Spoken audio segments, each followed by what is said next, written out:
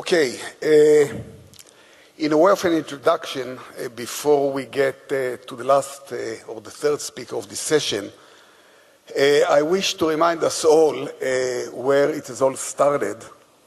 It was actually a small group of, where it all started from a commercialization standpoint. It all started with young entrepreneurs that left the military, had a lot of innovation, had a lot of what I would call Israeli chutzpah, basically to go and tell the big IT corporations, no, we are not interested in being acquired. We would like to build our own company. That company is called Checkpoint. It has now become a major player in the cybersecurity space. And one thing I must tell you is I've been watching them with a lot of envy. I've been a director in a company called Mercury. I was eventually their chairman. And to see an Israeli company continuously growing year after year on the top line, while dropping 50 cents for every dollar to the bottom line, that's not easy. And I'm saying that to the entrepreneurs that are probably sitting over there and come and say, oh, gee, I have something that's going to take Checkpoint any day, any time. Not easy, consistently growing year over year, dropping 50 cents to the bottom line. So what does that mean? That means that the quality of products that this company has managed to develop over the years are actually second to none, as no one really pays for a product that really is not worth the money. So with that, I would like to introduce Amnon Bar-Lev. He's the president of Checkpoint, and he's actually running the entire business, worldwide sales, global partner programs, business development, and technical services. He brought with him to Checkpoint 15 years of experience in high-tech, in sales, marketing, management, and he's been a founder and CEO prior to Checkpoint of a company called Expert Integrated Systems, provider of security, business continuity, and infrastructure. But probably the more important element in his CV, Yossi, is that he's a graduate of Tel Aviv University with honors, both in computer science and in business. So that probably explains at least 50% of success of Checkpoint. And with that, Amnon, please.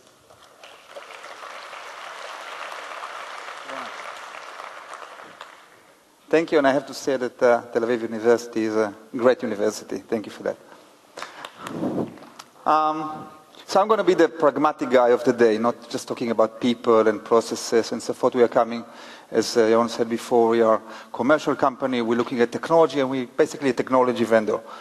So in my presentation today, I'll give a very short briefing about overall what happened in IT security, and we'll jump into an architecture and really pragmatic actions, pragmatic architecture, not specific for Checkpoint, but when you're looking to build your own security, what would you do in your environment? So this is clear, right? Technology is everywhere. But there's two interesting things about technology that's everywhere. The first thing that it became much more open and commonly used, and I'll take different systems that some of you are familiar with. For example, ATM machine, right? You go to the bank to take money out. 5 years ago, so it used to be an IBM closed system. Today it's Windows, and actually even Windows XP, which is terrible. You go into the cinema, right? You buy a ticket online. You take your credit card to the machine to get the tickets. Would you know how easy it is to break into those machines to get your credentials? You go into an airport. I don't know if you've seen those gates that nobody dares. There's port. You can take your computer, plug it in, and it's all there. So technology is really everywhere, not to talk about water, electricity, power planet. It's all running controllers based on IP, a protocol called SCADA, meaning that a lot of things can happen. So this is one thing about technology. The second thing about technology, that became vulnerable. Let me ask you a question. Would you buy a car that you need to go to the garage by default every month to fix? Would one of you would go out there and buy this car? You're doing that every day. You're buying software. Software have to be patched roughly on a monthly basis. All those databases and Windows and Word and Excel, it's all been out-time patched. And that's because there's vulnerabilities inside those technologies. The second thing is what happened to threats, continue to grow, everybody knows about it. But there's a reason why it's becoming so much popular now than before. And this is a huge trend that we see compared to what we've seen, I don't know, 5 or 10 years ago. The major issue is that hacking became a commodity. You know, many years ago, if you'd like to hunt an animal, you'd go out there, build your own weapon, and run after the elephant, right? Today, if you want to hack, or if you want to hunt, you go out there to a shop, you buy a gun, and you go hunting. It's the same idea over here. You can rent botnets, prices go down dramatically, you can say zero-day exploit. A couple of examples, this is coming from Forbes, prices, you can see, $10,000, $100,000 for iOS, just as an example. People, instead of delivering that information back to the vendors, are actually selling it all outside. The second thing that happened is that it's really everywhere. So this is interesting. This is a piece of software downloaded into your computer, encrypt everything, and basically ask for ransom. If you pay, it's great. If you didn't, they will just take the key and throw it away. You will never get access to your information, just to show you prices. So see, there's a difference. If you're from the US, it's $300. If you're in Europe, it's €300. Do it in the US. It's cheaper. Exactly the same software is running now on Android devices. So there's really no shame. People understand that they can get more money. Technology is so important for our lives. Let's do it. So we've seen that technology is open, it's vulnerable, and it's everywhere. We've seen that hacking continue to grow dramatically, mostly because it's became a commodity, and also because there's much more motivations than before. There's financial motivations, and we see more and more political motivation. Right? Countries, most of the Western armies or modern armies in the world will have cyber warrior, not just cyber defender. So it's really everywhere. The last thing that happened is what happened to our networks. That was not that far ago. Although I have white hair, I would say, again, 7 years ago, you'd have a couple of server, desktop, you would connect it to the internet, and basically it was very simple. And the network actually became much, much broader than that. It became like that. We have clouds, we have mobile users, we have branch offices. It became a much more complex data center, private cloud, quite a mess. And people understand it became more and more mess, and the way things evolved, they actually decided they want to protect it, so they start adding more and more technologies. And then they added all of that part.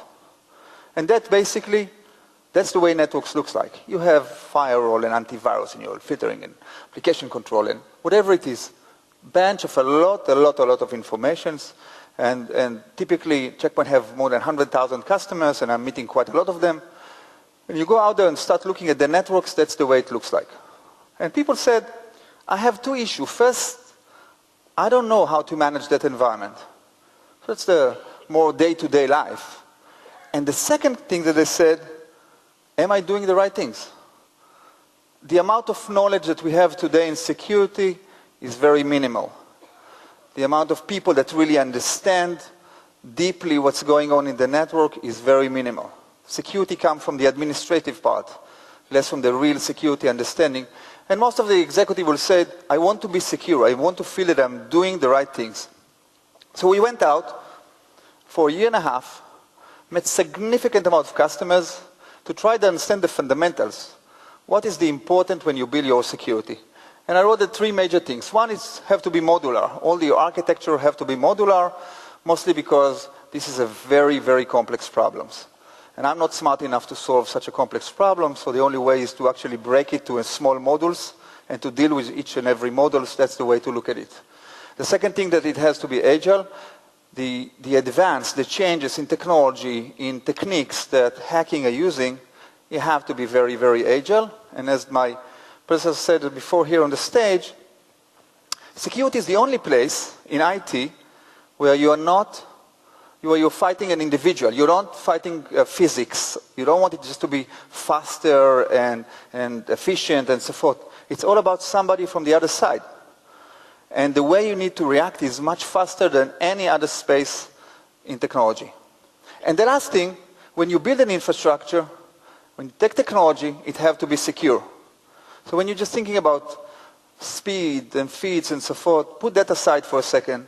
You buy security, it has to be very, very secure. So we come up with an architecture. We call it software-defined protection. There's a lot of software-defined in the industry today, software-defined networks, software-defined storage.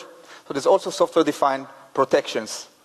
3-layer architecture, enforcement point that know how to block the bad traffic, controls where you generate the protection, and I'll talk more about it, and how to manage it all together.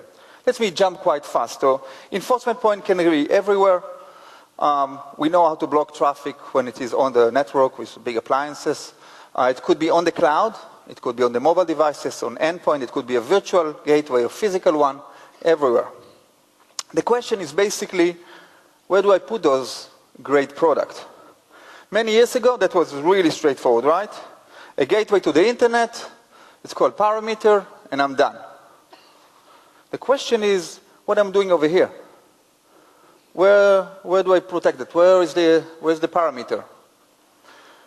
So this is more of a philosophy approach of how to look at networks, and basically the idea here is stop thinking about the parameter and start thinking about segmentation. You know, ships have compartments, right? If something hit the ship, it doesn't sink because the risk is contained. And then the same idea has to be done over here as well.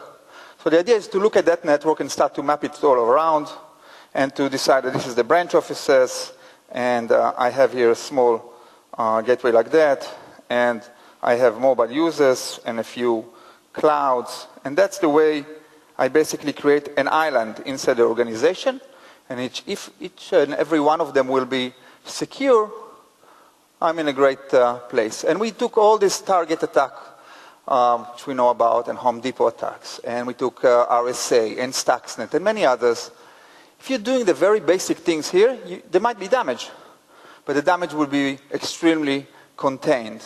And you talk about the spaghetti before of hackering trying to get to somewhere. In many cases, they don't know what they will get, actually. So you just start the roll. And again, segmentation, keep you contained in your own environment. It doesn't allow you to spread all over the place. So segmentation is really the next parameter.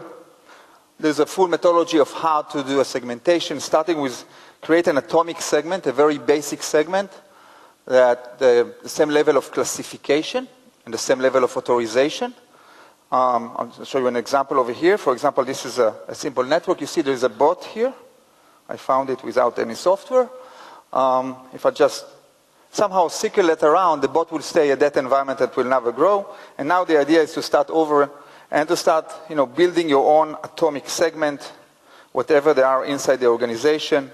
And the next step will be to start combine them together to a much broader stuff, like that, or like that, and then connect the organization. Using virtualization, combine it all together. Sorry for that. Up. Sometimes things doesn't work as you expect. Okay, so that's the way network will look like. And even more than that, now it's well organized. There's a policy for each and every segment of your network. It's clear, clean, and easy to use. So that's the segmentation layer. Let's talk a bit about the controls. That's very, very interesting and quite unique, and where all the smart things is happening. The idea is to use controls to generate protection, to push them back to the enforcement layer, so the enforcement will know what's the bad and block the traffic. There's two kinds of control. The first one is access control. Basically, who can access where? I can say the gym can access the CRM. There's no server to server, and of course you cannot get to Google Drive inside the organization. Very simple, straightforward solution. Basically that's what most people call firewall, or next generation firewall. Most of the organizations around the world have firewall, good for our business. But the big question is that enough? Is that the very basic things that we need to do? And definitely the answer is no. Let's look at the threats that we are confronting. So I will try to put the threats into three categories. The threat that we know, and we know how to protect. The very basic is the virus things, right? We have a signature, we know how to identify the virus, and we know how to block it. The second thing is things that we know that are happening, but we don't know to identify them specifically. So we know that there are vulnerabilities inside files like documents and Excel and PowerPoint, but we don't know who they are exactly. It's called zero-day. So they use some kind of exploitation of a zero-day inside different software. So there are technologies to block that as well, which basically emulate or sandbox the documents and look at abnormal behavior, so we know how to block it. And then there is the unknown, things that we don't know, and we don't know how to protect. And I have to tell you a story, we also don't protect against them. The biggest issue is those things from unknown will become something else during the years. And we need to build an architecture that allow me to take of those technology and run them at the same environment that we're familiar before. There's different technologies that I put here on the table that do all of those controls, multi-layer protections in order to protect that environment. So what do we need? We basically need to take beside access control, we need also to take threat prevention technologies and actually push them to the same environment. So you have one architecture, one enforcement point, you push access control, and then you push threat prevention. The issue about threat prevention is how can you make a very quality threat prevention? And that's really, really a key. And the only way to do it, like physical war, threat prevention, the best threat prevention will be based on very sophisticated intelligence. So we need to understand the people behind, right? So we need to understand what's going on, who is the actors, what they do. We need to get an ongoing updates in real time of things that are happening. And that's what we do. We can collect information from internal or external resources, from gateways around the world. For example, at Checkpoint, we have about 1 million gateways around the world that we can collect information from, sensors, about 150 researchers only, from external research and so forth. We take information from all over the place and things here today. Collected from CERT organization, so there's a research organization around the world that you can collect information, and collaboration is the most important part in order to do threat prevention. Like physical security, like armies do, like intelligent units around the world you do, like police are doing. You need to collect a lot of information from different places. At the end of the day, you analyze it, and you translate it into protection and put it in real time to your network. So what we did, for example, at Checkpoint, we said, let's take these huge databases of protections, and let's collaborate with intelligent units. There are intelligent units around the world, intelligence company, commercial one, not just necessarily government, that collect information mostly for governments or for finance. They really go out there, they buy the malware in $5,000, as you said, or $20,000 or whatever. Look at them, try to understand who is the actors, where they're coming from.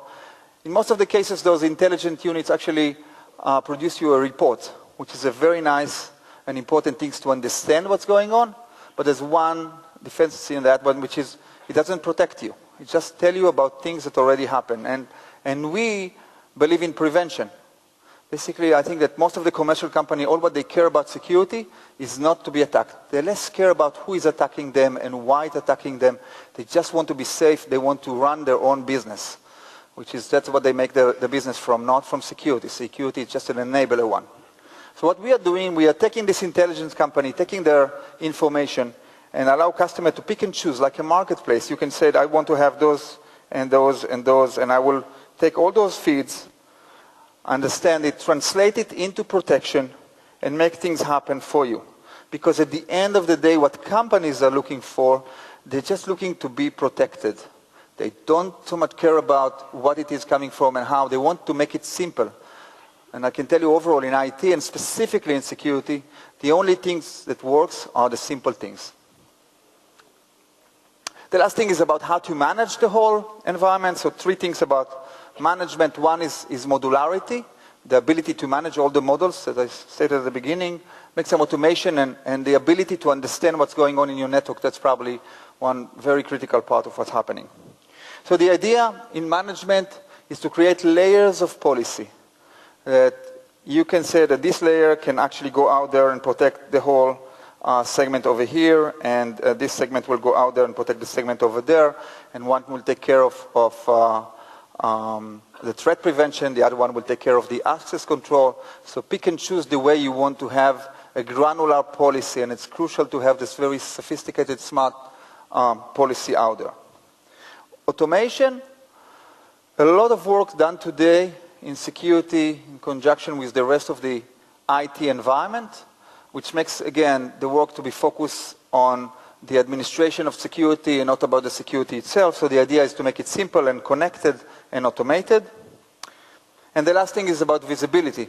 The ability to actually go out there and take information from endpoint, from gateway, from mobile devices, from cloud, understand what's going on in one pictures, because attacks are not as simple as they look like, and you need to somehow understand what's happening in different places to understand that something is wrong. Once you understand that something is wrong, the ability to generate a new protection and put it back to the network and protect against the things that you have. So the idea at the end is I would like you to remember this picture. 3-layer of architecture, very robust enforcement point, control the generated protection, and the way to manage it all together. To summarize, that's my daughter. She's told me that there's need to be some work need to be done over there. But that's seriously what we want to remember. The ability to create an environment that's very dynamic, to take real-time intelligence and translate it into protection that will defend us today, but will also defend us moving forward. Thank you very much. Thank you very much for hosting us. And I hope it will be a great day for you. Thank you.